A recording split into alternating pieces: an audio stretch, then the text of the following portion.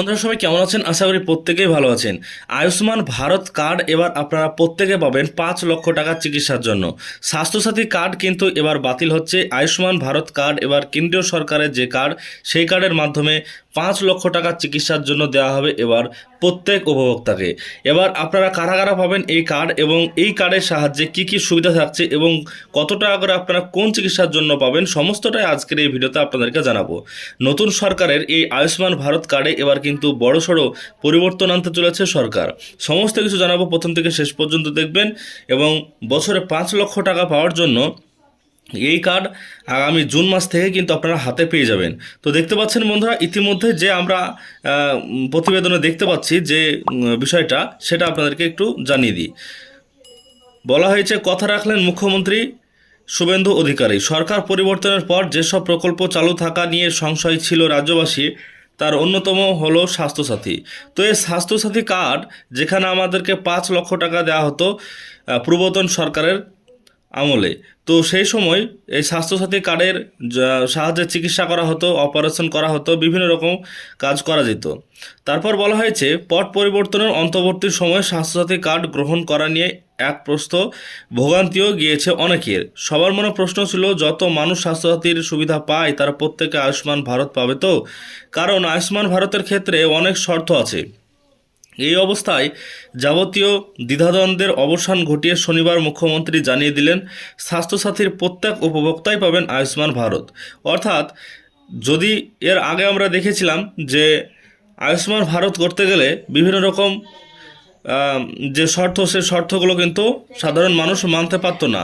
তো এবার কিন্তু মুখ্যমন্ত্রী জানিয়ে দিয়েছেন সরাসরি যে স্বাস্থ্যসাথী কার্ড থাকলেই তারা কিন্তু আয়ুষ্মান ভারতের আওতায় চলে আসবেন।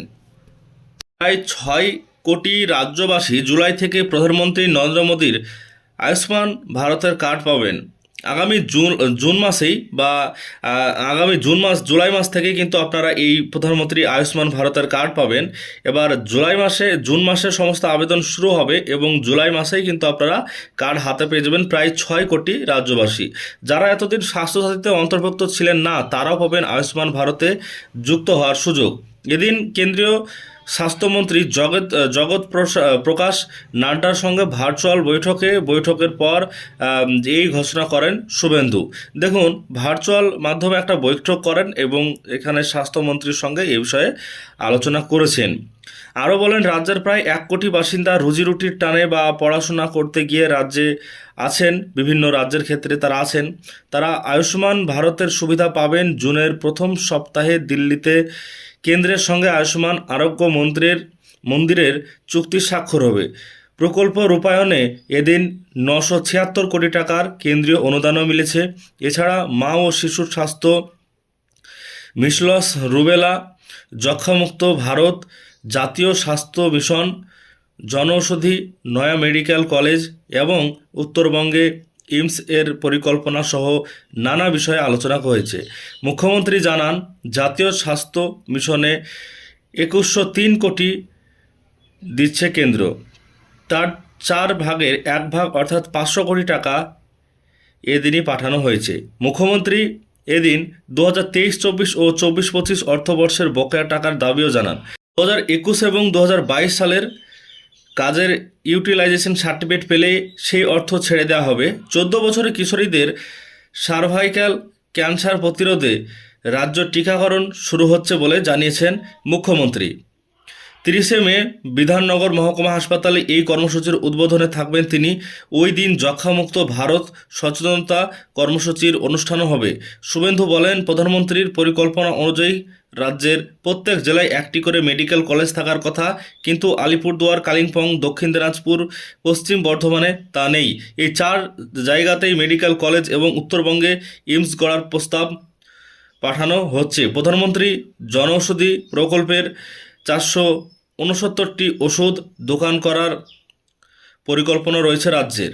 মুখ্যমন্ত্রী জানিয়েছেন, এর ফলে মানুষের ওষুধ খাতে খরচ 10 ভাগ কমে যাবে, হবে অমৃত ভাণ্ডার। 80% পর্যন্ত ছাড়ে ওষুধ মিলবে সেখানে।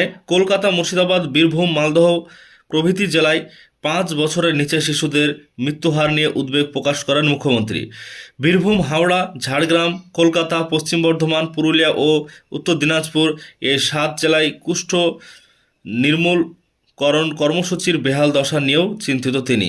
তার কথায় পশ্চিমবঙ্গে কেন্দ্র রাজ্য যৌথ স্বাস্থ্য প্রকল্পগুলিতে কর্মী নিয়োগের অবস্থা জাতীয় গড়ের তুলনায় অনেক কম। জাতীয় গড় যেখানে 98%, পশ্চিমবঙ্গে তা 53%। 3 মাসের মধ্যে স্বচ্ছ নিয়োগ নীতি তৈরি করে এই সমস্যা মেটানো হবে। কোয়ালিটি অ্যাসিওরেন্সের প্রকল্পে রাজ্য মাত্র 56.68% লক্ষ্যমাত্রা পূরণ করতে পেরেছে জানিয়ে শুভেন্দু বলেন, স্বাস্থ্য দপ্তরের বিশেষজ্ঞ চিকিৎসকদের প্রশিক্ষণ দিতে দিল্লি থেকে 3টি টিম শীঘ্রই রাজ্যে আসছে। তো ইতিমধ্যে যে বিষয়টি জানানো হয়েছে যে স্বাস্থ্যর বিষয়ে আরও উন্নত করতে এবার দিল্লি থেকে কিন্তু টিম আসছে। বলেন, অসংখ্য কেন্দ্রীয় প্রকল্প গ্রহণ না করায় রাজ্যবাসী এতদিন স্বাস্থ্য বঞ্চিত হয়ে এসেছে। কেন্দ্রীয় মন্ত্রী আমাকে জানালেন, 2015 থেকে 17 সালের দেশের স্বাস্থ্যমন্ত্রী ছিলেন তিনি। ওই সময় পশ্চিমবঙ্গ থেকে ডেঙ্গুর কোনো তথ্যই কেন্দ্রকে দেওয়া হতো না। তো দেখুন, ইতিমধ্যে জানানো হয়েছে মূল যে বিষয় সেটা হচ্ছে বিভিন্ন চিকিৎসার ক্ষেত্রে এবার আপনাদের আয়ুষ্মান যে ভারত স্বাস্থ্য সাথী কার্ডের মতোই সেই কার্ড কিন্তু এবার দেওয়া হবে, যেখানে বছরে 5 লক্ষ টাকা একটা পরিবারকে দেওয়া হবে। এবং এই কার্ড আপনারা কিন্তু জুন মাস থেকে আবেদন শুরু হবে এবং জুলাই মাসে আপনারা হাতে পেয়ে যাবেন এই কার্ড। যাদের স্বাস্থ্যসাথী কার্ড আছে তারাই পাবেন আয়ুষ্মান ভারত। এবং সেসব বিষয়ে কীভাবে পাবেন বা এই কার্ড অনলাইনে কীভাবে অ্যাপ্লাই করতে হবে কি না বিডিও অফিসে, সেটা কিন্তু তৈরি করছে এবার সরকার, সেই বিষয়ে ভাবছেন। তো আশা করছি সমস্ত বিষয়টা বুঝতে পেরেছেন যে কারা পাবেন। তো কারা পাবেন বলতে গেলে এখানে স্বাস্থ্যসাথী কার্ড যাদের আছে তারাই পাবেন, এমনটাই কিন্তু আশ্বাস এবার মুখ্যমন্ত্রীর। আশা করছি সমস্ত বিষয়টা বোঝাতে পেরেছি আজকের এই ভিডিওর মাধ্যমে। ভিডিওটিকে লাইক করবেন, চ্যানেলটিকে সাবস্ক্রাইব করে চ্যানেলের সঙ্গে থাকবেন।